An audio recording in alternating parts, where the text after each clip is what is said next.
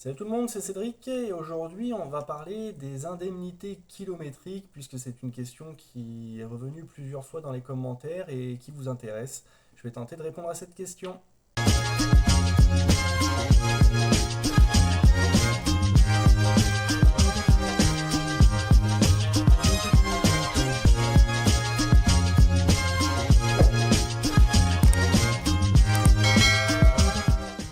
Je reprends le commentaire de Tintin du 69 qui me dit si tu fais plus de 1000 euros d'indemnité kilométrique par mois, tu gardes 800 euros le premier mois pour payer la révision annuelle et éventuellement des réparations sur la voiture. Mais ok, on va pas se cacher, les autres mois ça va dans la poche. Je suis pas tout à fait d'accord, je suis même pas du tout d'accord avec, avec cette façon de voir les choses. Comme je l'ai dit à plusieurs reprises, pour moi, les indemnités kilométriques, c'est pas un revenu. Ce sont vraiment des indemnités parce que dit, qui dit indemnité kilométrique dit que le véhicule ne t'appartient pas et donc tu factures en fait en quelque sorte à ta société l'utilisation de ton véhicule personnel pour ta société. Pourquoi je dis que ce ne sont pas des revenus? Parce que en réalité, c'est juste un remboursement. Si tu mets bout à bout les frais que vont occasionner l'utilisation de ton véhicule perso pour ta société, bah, tu vas voir qu'en réalité, il ne va pas te rester grand-chose, voire même rien du tout, en perso, en titre de revenu, entre guillemets. Et c'est bien pour ça d'ailleurs que la fiscalité te permet de te verser des indemnités kilométriques. Sinon, ce ne serait pas permis et même pire que ça, ce serait taxé. Je vais, plutôt que de dire comme ça les choses, je vais vous dresser un petit peu mes dépenses par mois pour vous expliquer justement ce que je suis en train de dire, que les indemnités kilométriques ne sont pas un revenu, mais sont un remboursement de charges que tu as dans ta société. Mais avant ça, n'hésite pas à me laisser un commentaire et à t'abonner si tu apprécies les vidéos que je fais sur le sujet des VTC. Moi, je vous rappelle, je suis VTC débutant en France, à Bordeaux, et j'ai commencé depuis février. N'hésite pas non plus à aller checker en commentaire les liens de parrainage que je te mets. Moi, j'utilise principalement Uber et Bolt. Vous avez deux liens de parrainage. 300 euros pour le lien de parrainage Uber. Si tu fais 50 courses, il y a 300 euros pour toi. 300 euros pour moi. Si au moment de t'inscrire, tu inscris ton code parrainage. Et pour Bolt, c'est 100 euros. 100 euros, mais tu as un nombre de courses à faire en une semaine. Donc après, ça dépend de ta ville, savoir si Bolt ça fonctionne bien ou pas chez toi. En tout cas, pour Bordeaux, ça marche bien quand même.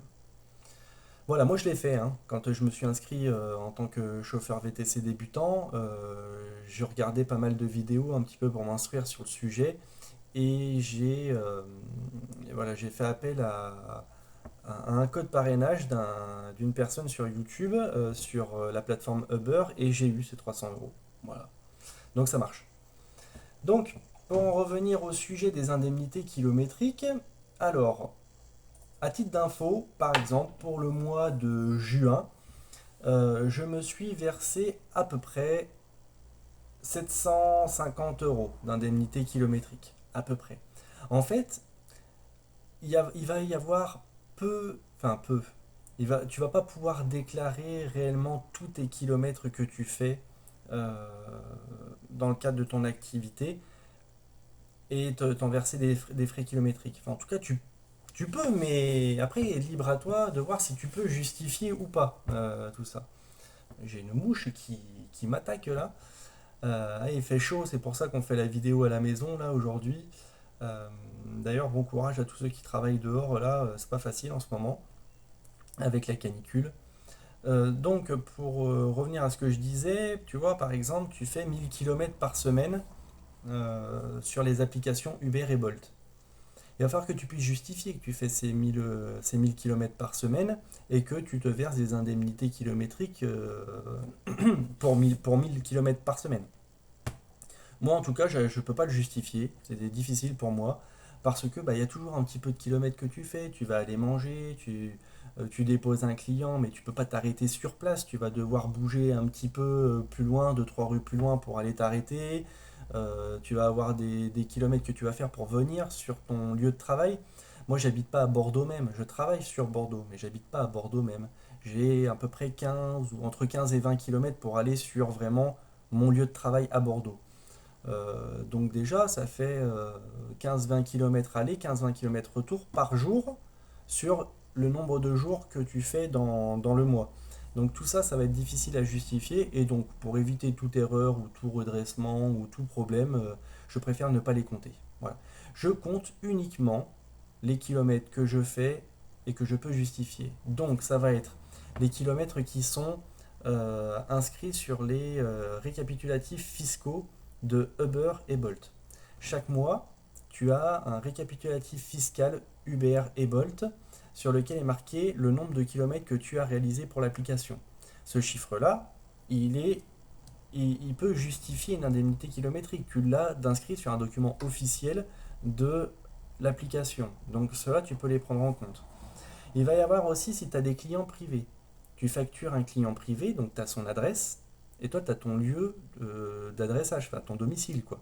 Donc déjà tu peux compter le nombre de kilomètres que tu fais pour aller jusqu'à ce client, la course, s'il te demande d'aller, je sais pas moi, de chez lui à la gare, et ensuite le retour de la gare pour rentrer chez toi. Donc ça tu peux le justifier.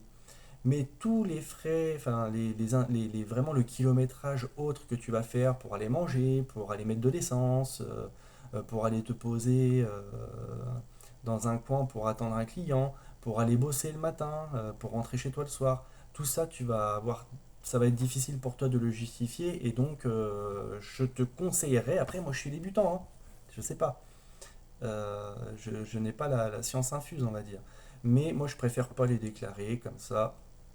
Voilà, je minimise les risques. Maintenant, voilà, ça me donne à peu près droit à 750 euros par mois d'indemnité kilométrique. Mais ces indemnités kilométriques, comme je vous disais, ils me servent à rembourser des frais. Et donc, je vais vous faire un petit peu la liste. Alors, tu vois, par exemple, comme le véhicule n'appartient pas à ma société, m'appartient à moi, l'essence que je mets dans le véhicule, je ne pourrai pas le passer sur ma société. Je vais être obligé de le dépenser, enfin de payer cette essence avec mon compte perso. Mais oui, le véhicule n'est pas à la société, il est à moi. Et en plus, on me donne des indemnités pour utiliser mon véhicule, donc on va pas me payer l'essence. L'essence, ça représente pour moi un budget de, ça dépend un peu des mois, mais entre 350 400 euros par mois d'essence. Donc déjà, vous voyez, sur les 750 euros, il y a déjà, boum, la moitié qui part en essence. Ensuite, tu as l'entretien. Il faut que tu provisionnes chaque mois de l'argent pour l'entretien de ton véhicule, donc le lavage. Une fois par an, tu vas passer le contrôle technique. Peut-être que tu vas avoir des réparations à passer sur, tu vois, des petites choses qui vont être à réparer. Tu vas avoir les pneus, tu vas avoir les, comment on appelle ça, les essuie-glaces, les produits d'entretien de ton véhicule. Tu vas avoir quoi? Tu vas avoir, si jamais tu as un accrochage aussi. Donc tu provisionnes 100 euros par mois, on va dire, pour toutes ces petites choses que tu peux avoir dans l'année. Donc on a dit 350 euros d'essence et 100 euros par mois d'entretien et de provisions diverses pour, comment dire, pour l'entretien du véhicule.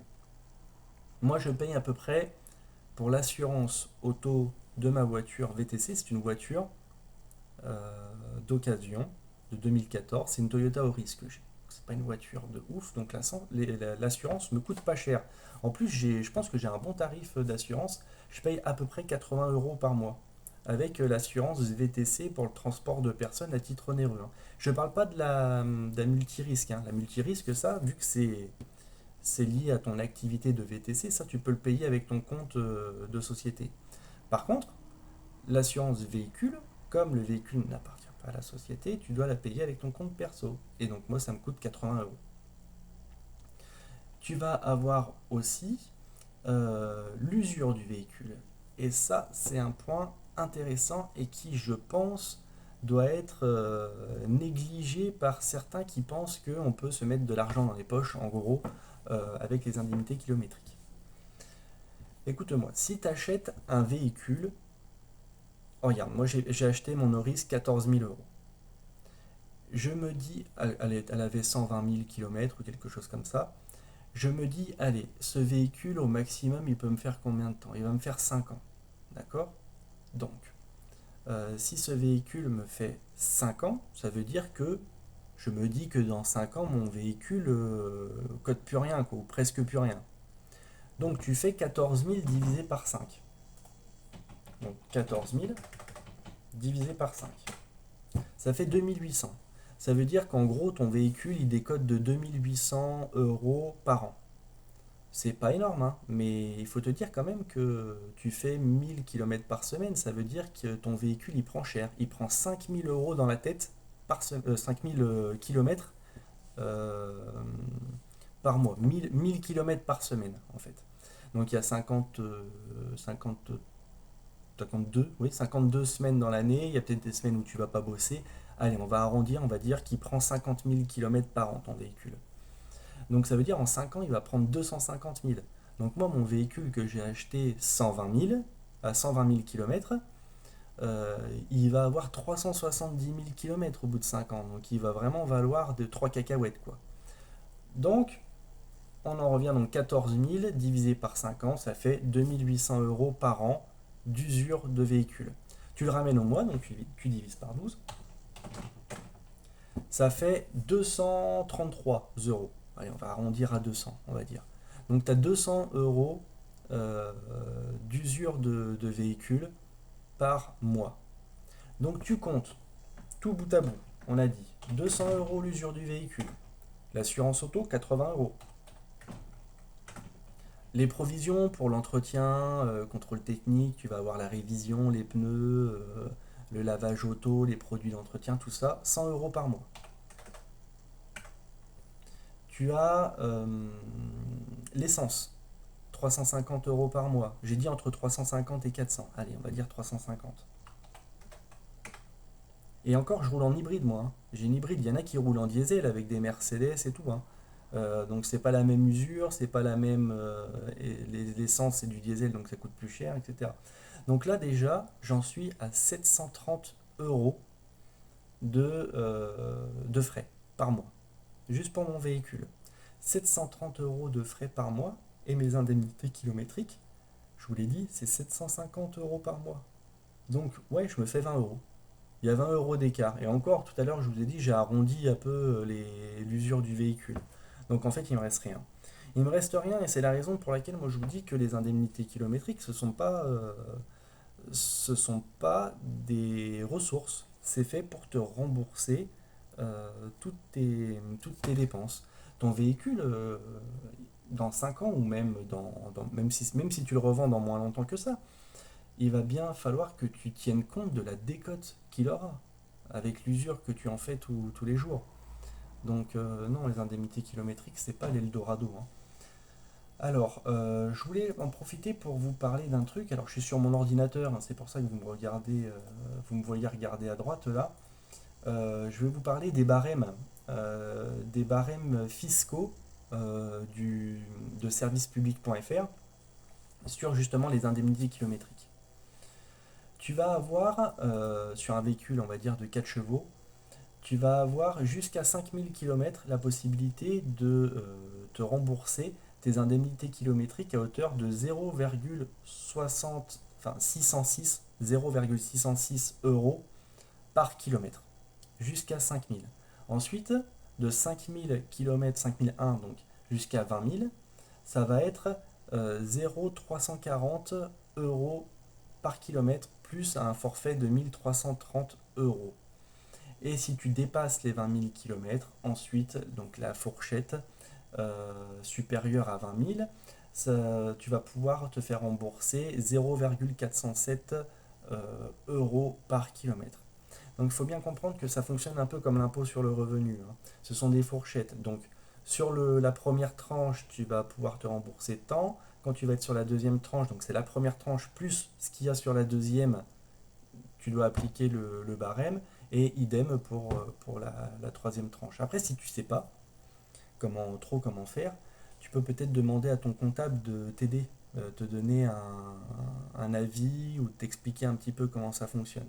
Si t'es pas très à l'aise avec les maths, si t'as pas fait de compta, euh, bon après c'est pas très compliqué, mais le fait que ça fonctionne par tranche, ça peut induire en erreur. Tu peux te dire ouais je fais plus de 20 000 km par an, donc c'est 0,407. C'est pas comme ça que ça marche. T'as des tranches, tu vois, à respecter.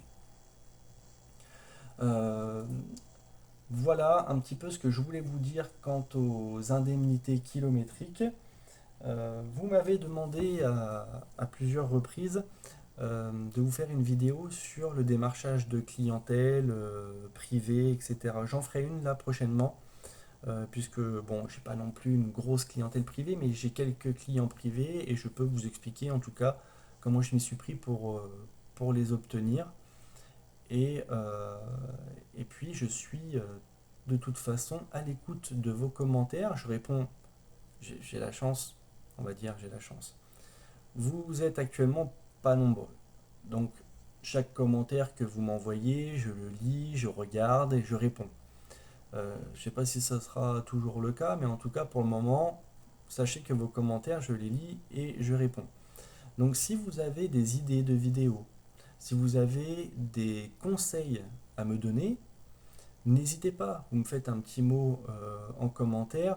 Je vois si je peux faire une vidéo sur le sujet ou si je peux répondre à vos questions avec les connaissances que j'ai. N'oubliez pas que le but de cette chaîne, pour le moment, c'est de vous expliquer un petit peu mon quotidien de chauffeur VTC débutant.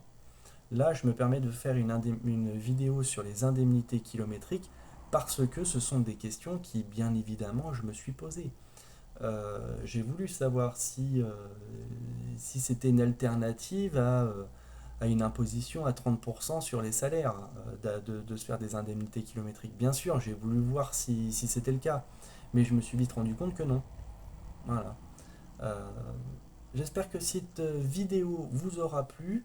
Si c'est le cas, n'hésitez pas à me laisser un like, abonnez-vous et je vous dis à bientôt. Au revoir.